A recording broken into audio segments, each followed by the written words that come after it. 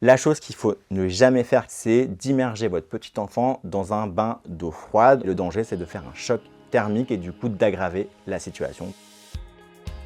Bonjour les grands-parents, je m'appelle Emmanuel, je suis pédiatre aux urgences pédiatriques et aujourd'hui on va parler d'un sujet d'actualité d'été, on va parler d'insolation et surtout comment gérer cette situation avec votre petit enfant. Alors déjà l'insolation c'est quoi? C'est un défaut de régulation de la température du corps de votre petit enfant. La température du corps va monter et ne va pas réussir à la faire redescendre et il va présenter des symptômes, des douleurs à la tête, des douleurs au ventre, une fatigue importante, des vomissements qui vont rapidement vous inquiéter. Devant cette situation, vous avez différents réflexes à avoir. La chose la plus évidente, c'est de retirer votre petit enfant de la source de chaleur. Généralement, c'est du soleil, donc vous allez le mettre à l'ombre, le déshabiller, bien l'hydrater avec de l'eau fraîche.